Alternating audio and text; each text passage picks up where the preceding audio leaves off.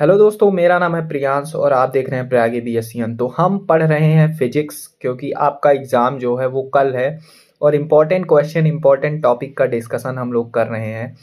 तो स्टार्ट करते हैं बिना टाइम को वेस्ट किए। ये दूसरा लेक्चर है। इस लेक्चर में भी काफ़ी कुछ हम कवर करेंगे ताकि आप एग्ज़ाम में अच्छे से लिख पाएँ। तो टाइम नहीं वेस्ट करेंगे क्योंकि टाइम हमारे पास है नहीं।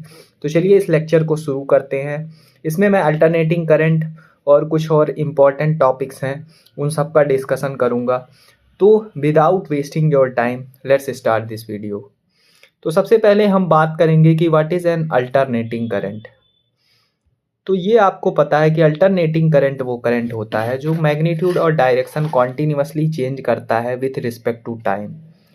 और इसका रिप्रेजेंटेशन भी आपको पता है, क्लास 12th में आप पढ़ के आ रहे हैं, इसलिए मैं बहुत ज़्यादा इस पर जोर नहीं दूंगा।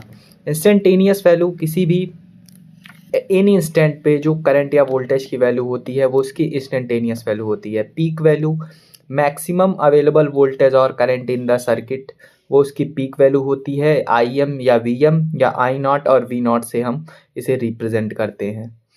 एवरेज वैल्यू अर्थमेटिक मीन जो होता है इंस्टेंटेनियस वैल्यू का या वोल्टेज का या करंट का, वो उसका एवरेज वैल्यू होता है। रूट मीन स्क्वायर वैल्यू, ये इंपॉर्टेंट है, इसे इफेक्टिव वैल्यू भी कहते हैं। It is square root of average of square of instantaneous value of voltage और करंट इन द मीन।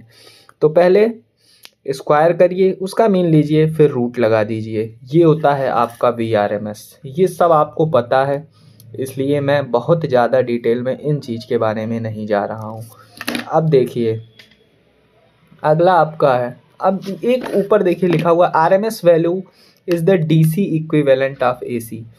जो RMS वैल्यू आपकी होती है वो DC के इक्वल होती है AC के लिए, ठीक है।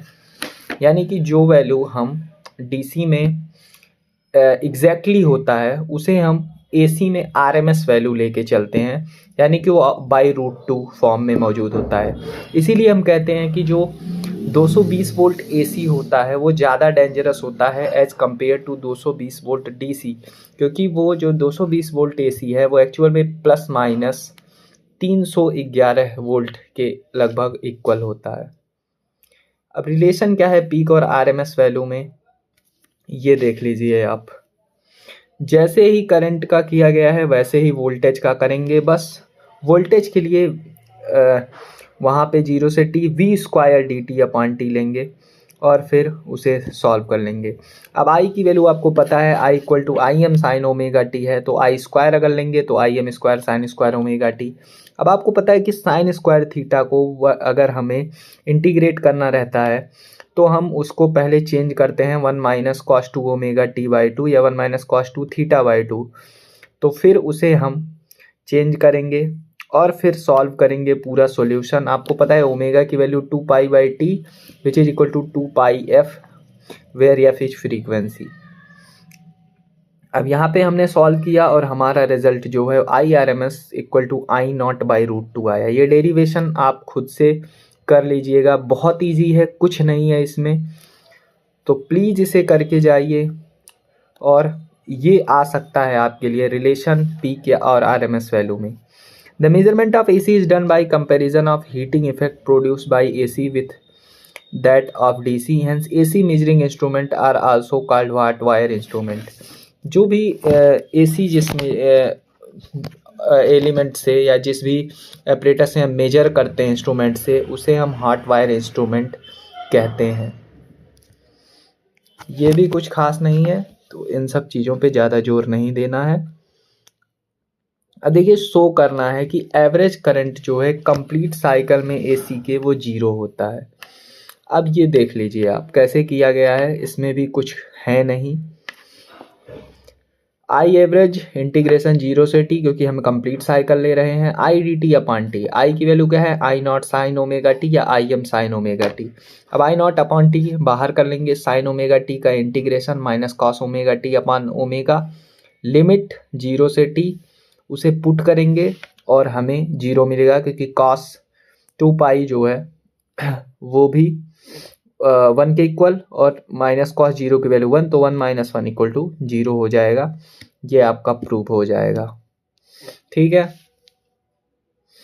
लेकिन हाफ साइकिल के लिए हम जब करेंगे तो 0 से t/2 करेंगे, क्योंकि एक हाफ ले रहे हैं, चाहे पॉजिटिव चाहे निगेटिव।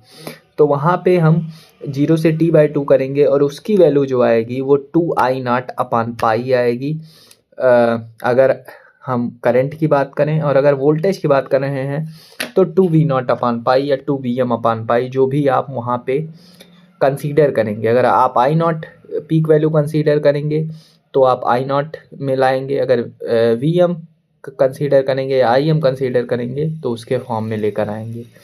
तो ये आपका हो गया। ये भी इम्पोर्टेंट है, कुछ नहीं है, ये सब बहुत इजी है। अगर आपको इंटीग्रेशन करना आता है तो इसमें तो कुछ आपको प्रॉब्लम होनी ही नहीं चाहिए। आगे बढ़ते हैं और ये सिंबल्स देख लेते हैं और फेजर डायग्राम पे बात करते हैं। फेजर डायग्राम क्या होता है? Phasor diagram or vector diagram in which magnitude represent by peak value and direction represent phase difference between voltage and current in the circuit.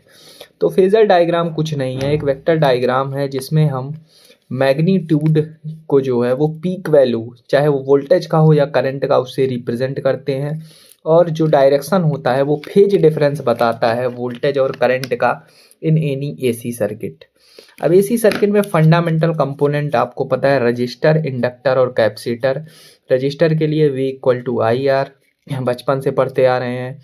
Inductor के लिए E=-LdI/dt और कैपेसिटर के लिए Q=CV, where C is the capacitance. Resistance का unit आपको पता है ओम होता है, कैपेसिटर का फैरेड होता है और इंडक्टर का हेनरी होता है।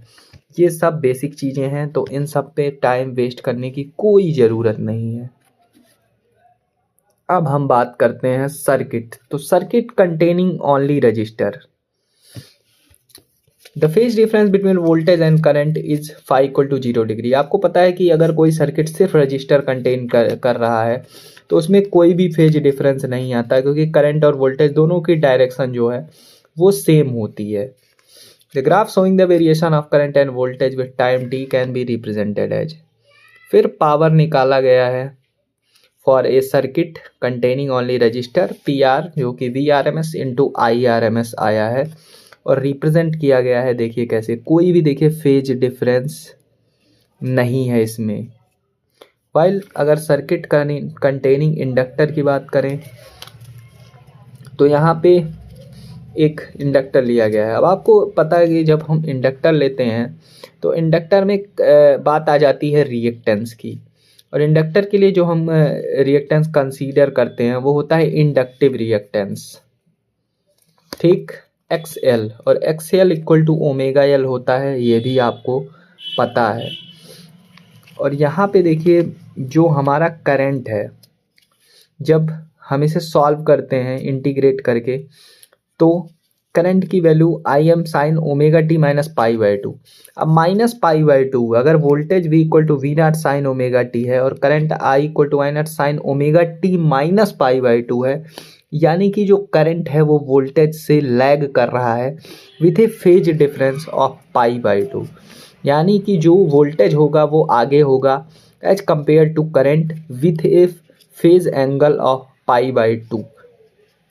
π/2 मीन्स 90 डिग्री का फेज डिफरेंस जो है वो बनेगा वोल्टेज और करंट के बीच when a circuit is containing only inductor. और मैं आपको बता दूं, पिछली बार जब हमने एग्जाम दिया था तो ये पूरा आया था हर एक के लिए, सबके लिए बनाओ फेजर डायग्राम और पूरा एक्सप्लेन करो। तो आपके में ये आ जाए तो हैरान मत होइएगा, इसीलिए मैं आपको ये अच्छे से समझा रहा हूँ कैसे इसे सॉल्व करना है और क्या करना है, ये आप ध्यान से देख लीजिए। अब इंड्यूस वोल्टेज आपको पता है कि -LdI/dt होगा, क्योंकि यहाँ पे इंडक्टर की बात कर रहे हैं। इंडक्टर में होता ही है -LdI/dt, तो वही करके आप सॉल्व करेंगे। और यहाँ पे लूप रूल जो लिखा हुआ है आपको पता है, किरचॉफ्स लॉ, तो किरचॉफ्स लॉ लगा के Vm sin ωt - LdI/dt = 0 कर दिया गया है। Okay, no problem. Here ωL represent the non-resistive opposition offered by the inductor to the flow of current in an AC circuit and it is called inductive reactance। XL=ωL जैसा मैंने बताया। Hence the phase difference between voltage and current is phi = π/2 degree.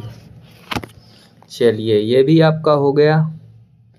अब बात करते हैं power associated with circuit की। तो power में भी in an ideal inductor does not consume any power, यानी कि यहाँ पे पावर जो आएगा वो जीरो आएगा। पावर के लिए कुछ नहीं करना है, बस वही फार्मूला लगा देना है और उसमें रख के बस सॉल्व कर देना है, क्योंकि यहाँ पे करंट में sign omega T minus pi by to आएगा, तो उसे आप सॉल्व करेंगे। Sign omega T minus pi by to को आप माइनस कॉस ओमेगा टी लिख सकते हैं, आपको पता है। और वहाँ पे आप जब सॉल्व करेंगे इसे पूरा अच्छे से, तो ये जीरो को इक्वल आएगा। यानी कि एक अगर कंडक्टर है आइडियल जो सिर्फ इंडक्टर को कंटेन किया है, सॉरी इंडक्टर है, तो उसमें कोई भी पावर कंज्यूम नहीं होगा। और इसी वजह से इसे हम चोक कॉइल के लिए यूज करते हैं in an AC circuit to reduce current without power loss in place of resistor. अब कोई भी अगर सर्किट है जो सिर्फ कैपेसिटर को कंटेन किया हुआ है, तो आपको पता है कैपेसिटर के लिए charge equal to capacitance into voltage होता है। अगर डिफ्रेंशिएट करेंगे टी के रिस्पेक्ट में, तो D Q by D T equal to C into D V by D T हो जाएगा। अब आपको पता है कि I equal to D Q by D T होता है, तो आई के D Q by D T के जगह पे हम आई को रिप्लेस करेंगे और उसे सॉल्व करेंगे, फिर हमें ये मिल जाएगा I equal to I M sine omega T plus pi by two. अब वोल्टेज क्या था? वोल्टेज है V M sine omega T और करंट क्या है? I M equal to sine omega T plus pi by two. It is clear that कि यहाँ पे जो करंट है वो लीड कर रहा है with a phase angle of pi by to. और यहाँ पे कौन सा रिएक्टेंस वर्क कर रहा है? यहाँ पे कैपेसिटिव रिएक्टेंस वर्क कर रहा है X C equal to 1 upon omega into C. Hence the phase difference between voltage and current is again pi by two. फिर से पाई बाई टू का फेज डिफरेंस बनेगा, लेकिन यहाँ पे करंट लीड करेगा और वोल्टेज लैग करेगा। अब इसमें आपको सिंपल जो शो करेंगे आप, जो भी लीड करेगा उसे आप दिखाइएगा वाई एक्सिस में, और जो लैग करेगा उसे एक्स एक्सिस में इन डायग्राम। पावर एसोसिएटेड, यहाँ पे भी एक आइडियल कैपेसिटर में पावर जो है वो जीरो होता है। Sine omega T plus pi by two equal to cos omega T, ये आपको पता है बाय ट्रिग्नोमेट्री। तो आगे बढ़ते हैं, sorry once again same slide. हाँ, अब देखिए LCR सर्किट मोस्ट इम्पॉर्टेंट है ये आपका, यानी कि एक ऐसी एसी सर्किट जिसमें इंडक्टर भी हो, कैपेसिटर भी हो और रेजिस्टेंस भी हो। तो अगर वोल्टेज को V not sine omega T मानते हैं, तो since the component are in series the current I is same throughout. आपको पता है कि अगर कोई भी चीज़ सीरीज में कनेक्टेड है तो उसमें करंट सेम होता है और वोल्टेज वेरी करता है। वाइल अगर पैरेलल में है तो करंट वेरी करेगा और वोल्टेज सेम रहेगा, क्योंकि वहाँ पे करंट डिवाइड हो जाएगा पैरेलल के केस में। तो VR, VL, VC with the potential difference across the resistor, inductor, capacitor, assuming VL be greater than VC। यहाँ पे एज्यूम किया गया है कि जो वोल्टेज है इंडक्टर के अंदर वो ज़्यादा है एज कम्पेयर टू VC से। तो ये इस तरीके से हम इसका फेजर डायग्राम बनाएंगे। और ये देखिए पैरेललोग्राम लॉ लगाया है, आपको पता है वेक्टर का पैरेललोग्राम लॉ जो भी है वो आपके सामने है और आप इसे देख और समझ सकते हैं, क्योंकि आप ग्रेजुएशन में हैं तो ये चीज़ें आपको पता होनी चाहिए। ये सब मैं अब एकदम डिटेल में एक्सप्लेन करने नहीं जाऊँगा। Resultant V equal to under root VR square plus VL minus VC का whole square. VR equal to IR, VL equal to I into XL, VC equal to I into XC। आपको मैं बता दूं जो काम रजिस्टेंस करता है, resistance के केस में जो है वो होता है, वही चीज़ है इंडक्टर और कैपेसिटर के लिए इंडक्टिव रिएक्टेंस और कैपेसिटिव रिएक्टेंस। तो कुछ खास नहीं। अगर V इक्वल टू IR है इन केस ऑफ रेजिस्टेंस, तो अगर इंडक्टर है तो V equal to I into XL हो जाएगा, अगर कैपेसिटर है तो V equal to I into XC हो जाएगा। और वही सेम चीज़ V by I equal to under root R square plus XL minus XC का होल स्क्वायर। अब यहाँ पे देखिए V by I equal to R होता है, ये आपको पता है। तो यहाँ पे वो V बाई आई को हम इम्पीडेंस लेके चलते हैं। आगे मैं बताऊंगा जब आपको थ्योरम्स करवाऊंगा कि इम्पीडेंस एक्चुअली क्या होता है। This gives the total opposition to the flow of current in an AC circuit including resistance and reactance. It's called impedance Z of the circuit. Thus the impedance given by Z equal to under root R square plus XL minus XC का whole square. Also the phase difference between the voltage and current is given by tan phi equal to VL minus VC upon VR. Trigonometry लगाइए, tan phi निकाल लीजिए, कुछ नहीं है, XL equal to omega L, XC equal to omega C, replace करिए, आपको मिल जाएगा. Inductive reactance dominates capacitive reactance, that is current lags behind voltage. Inductive reactance जो होता है वो कैपेसिटिव रिएक्टेंस को डोमिनेट करता है. क्यों करता है? Current in the circuit is expressed है I naught sine omega T minus five. मैं बहुत डिटेल में एक्सप्लेन नहीं कर रहा हूँ मेरे भाई, क्योंकि आपके पास टाइम नहीं है कि मैं बहुत ज़्यादा डिटेल में बता पाऊँ. या आप देखिए, आप इसे लिखिए और आप इसे समझ के सॉल्व कर लीजिए. इसमें कुछ नहीं है बताने वाला जो मैं आपको बताऊँ और आपको समझ में ना आए. जितना जल्दी जितना ज़्यादा चीज़ें आप पढ़ लेंगे वो आपके लिए अच्छा रहेगा. पावर एसोसिएटेड विथ सर्किट क्या है? ये देखिए, power associated with circuit P equal to V R M S into I R M S into R by Z. क्योंकि करंट को वहाँ पे हमने लैग दिखाया था तो वही फार्मूला यूज किए हैं और फिर वही चीज़ हम इसको सॉल्व कर लिए हैं यूजिंग अगेन वही टिग्नोमेट्री का formula sine square omega t equal to 1 minus cos 2 omega t by 2 और उसका फिर इंटीग्रेशन. तो P R M S equal to V R M S into I R M S into cos phi. It shows that the power in the circuit depend only on the value of current and voltage. तो power किस पे depend करता है? Current और voltage में, but on the value of cos phi also. तो cos phi जो होता है उसे हम पावर फैक्टर कहते हैं सर्किट का. Cos phi equal to V R upon V, V P upon V R upon V, sorry, cos phi equal to R by Z, यानी रजिस्टेंस अपान इम्पीडेंस का जो रेशियो होता है उसे हम कॉस फाई कहते हैं. तो इस वजह से इसे हम P equal to V R M S into I R M S into R by Z भी लिख सकते हैं. अब वॉटलेस करंट क्या होता है ये पूछ लेता है. Define wattless current. It is the current in the AC circuit in which there are phase difference of pi by 2 between current and voltage.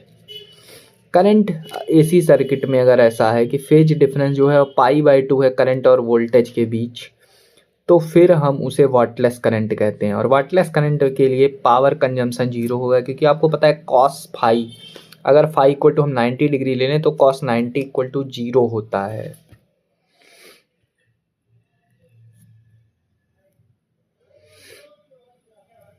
अब यहाँ पे resonance condition most important. It is the condition at which inductive and capacitive reactance are equal so that current in the circuit is maximum.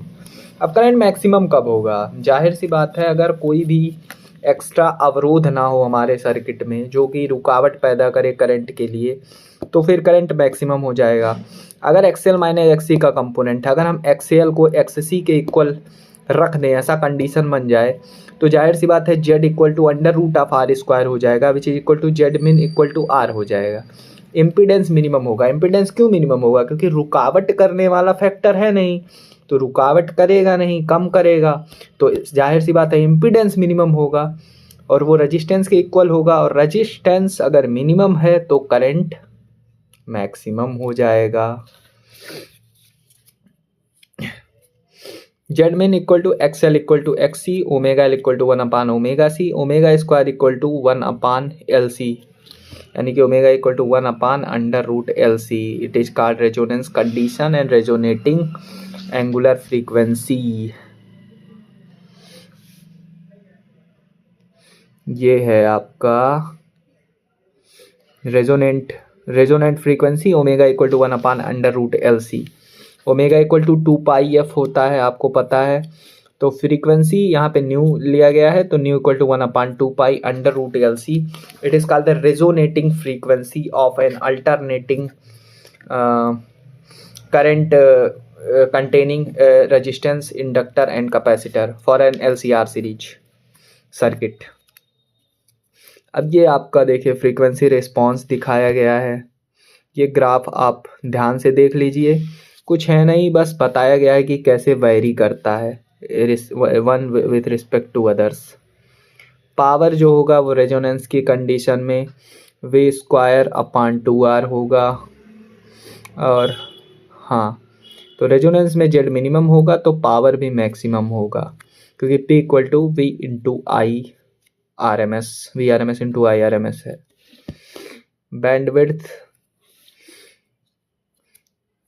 2 delta omega equal to omega 2 minus omega 1, यानी 2 दोनों ही peak या किसी भी दो peak वाले के difference को हम उसका बैंडविड्थ कहते हैं। जो उस भी फ्रीक्वेंसी रेंज में लाई करेगा, वो मैक्सिमम किस फ्रीक्वेंसी रेंज से वेरी कर रहा है, वो from starting initial point two and point, वो होता है उस कंडीशन का bandwidth. Quality factor, it is measure the sharpness of resonance curve. Resonance curve जो हम बनाते हैं वो कितना शार्प है, ये क्वालिटी फैक्टर उसी को हम कहते हैं। Ratio of resonant frequency to the bandwidth. अब ये क्या होता है, बैंडविड्थ और रेजोनेंट फ्रीक्वेंसी का जो है वो रेशियो होता है, यानी resonant frequency divided by bandwidth is known as quality factor of an alternating जो सर्किट है। Sorry, words little bit fumbling by me.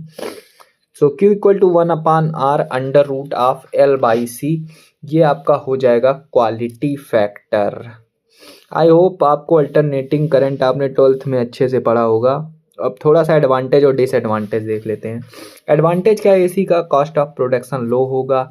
It can transmitted to a distance base well, minimum power loss with help of transformer. Transformer आपके अगर नहीं पढ़े हैं, अगर syllabus में है, एक बार चेक कर लीजिएगा, तो पढ़ के जाइएगा, आपको दे देता है ट्रांसफार्मर को एक्सप्लेन करने के बारे में। बहुत ईजी होता है ट्रांसफार्मर, कुछ है नहीं। It can easily be converted into DC when ever needed, तो इसी को हम डीसी में कन्वर्ट कर सकते हैं यूजिंग रेक्टिफायर। रेक्टिफायर आपके सेकेंड सेमेस्टर में है, तो इसलिए परेशान नहीं होना है। Current in the circuit can be controlled with the help of choke coil. Choke coil के हेल्प से करंट को हम कंट्रोल कर सकते हैं एसी के केस में। डिसएडवांटेज क्या है एसी का, इट इज़ मोर डेंजरस। अब जैसा मैंने बताया कि जो एसी होता है वो मोर डेंजरस होता है एज कम्पेयर टू डीसी, क्योंकि एसी में हम आरएमएस वैल्यू लेते हैं और वो डीसी में अगर 220 वोल्ट आरएमएस वैल्यू है तो वो ज़्यादा खतरनाक होगा as compare to 220 volt DC. It can not be used in process of electroplating making permanent magnet. Energy loss occur in case of high frequency AC due to skin effect. High frequency AC confine through the surface of a conductor when transmitted. तो ये हो गया आपका disadvantage AC का। ये था आपका complete alternating current, पूरा मैंने पढ़ा दिया है, कुछ छोड़ा नहीं है। डेरिवेशंस आप खुद कर सकते हैं, 12th में पढ़ के आए हैं, लेकिन इतना मैंने पढ़ा दिया है कि आपको अगर आता है तो आप अच्छे से लिख पाएँ। थोड़ा सा फेजर डायग्राम मैंने ज़्यादा अच्छे से एक्सप्लेन नहीं किया, लेकिन वो आप खुद बना सकते हैं, कैसे लैग होता है, कैसे लीड करता है, क्योंकि आप ट्रिग्नोमेट्री पढ़े हुए हैं तो उसको बनाने में आपको प्रॉब्लम आनी नहीं चाहिए। अगर आती है तो फिर ये आपकी कमी है मेरे दोस्त। आगे बढ़ते हैं, अब देखते हैं what is register. A resistor is a passive two-terminal electrical component that implement electrical resistance as a circuit element. The ratio of the voltage applied across the resistor terminal to the intensity of current throughout the circuit is called resistance. Register क्या होता है? Register एक ऐसा electrical component होता है जो current को control करने के लिए यूज किया जाता है। सिंपल सी बात, कुछ नहीं, बस करंट को कंट्रोल करने का काम करता है। और हम रजिस्टर लगाते क्यों हैं? हमारे जितने भी इलेक्ट्रिकल कंपोनेंट हैं हम चाहते हैं कि वो डैमेज ना हो।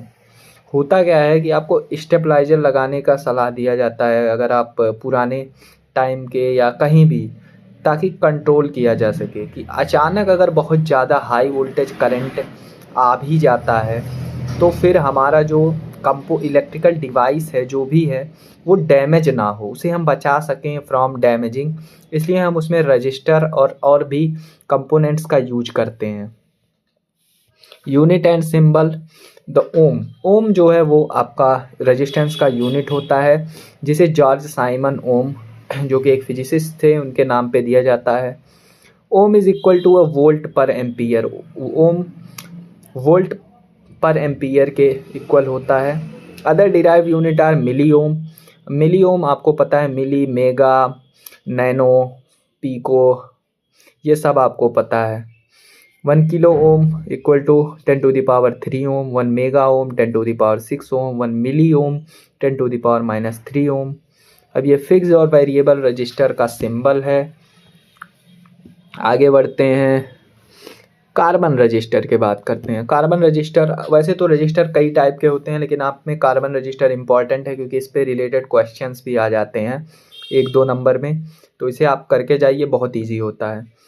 लो इंडक्टेंस होता है कार्बन रजिस्टर का, आइडियल होता है हाई फ्रीक्वेंसी एप्लीकेशन के लिए, काफ़ी सस्ता होता है बनाने में, और इसकी टॉलरेंस जो है, सहने की क्षमता, वो काफ़ी ज़्यादा होती है, इसलिए हम कार्बन रजिस्टर प्रीफर करते हैं ज़्यादा। अब ये देखिए colour coding XY into Z plus minus tolerance. अगर कोई भी हमें दिया हुआ है कलर, तो कैसे उसका हम वो बनाएंगे। तो पहला डिजिट रेड है, सेकंड डिजिट रेड है, मल्टीप्लायर ब्लैक है, टॉलरेंस गोल्ड है, तो हम उसे कैसे लिखेंगे। एक 22 ओम का रजिस्टर है जिसकी टॉलरेंस रेटिंग ±5% है। अब नीचे ये जो टेबल है, ये आप इसका स्क्रीनशॉट ले लीजिए। जो फर्स्ट वो होता है वो डिजिट बताता है। मान लो आपसे बोलेगा find the resistance of a carbon resistor containing the first line as black, multiplier as something and tolerance बता देगा कि क्या है। तो फिर आपको उसका रेजिस्टेंस लिखना होगा टोटल। तो डिजिट आपको लिखना है, फिर आपको मल्टीप्लायर लिखना है, फिर प्लस माइनस जो भी टॉलरेंस दिया रहेगा जिसके केस में उसे आप लिख देंगे। मेनली टॉलरेंस के लिए आप गोल्ड, सिल्वर और नन का ही यूज करते हैं, ज़्यादा उसमें झमेला करने की कोई ज़रूरत नहीं है। बस ये आपको याद होना चाहिए, B B Roy of Great Britain has very good wife, बाकी गोल्ड सिल्वर। ये आपका ट्रिक होता है इसे याद करने का। बी से ब्लैक, बी से brown, Roy red, orange, yellow, great Britain green, blue, has कुछ नहीं, very violet, good grey, wife white, बाकी गोल्ड और सिल्वर। अब इसको कुछ करना नहीं है, जीरो में जीरो, 10⁻0, फिर 10 की पावर में मल्टीप्लायर वाला फैक्टर जो है वो हम उसे लिख देंगे।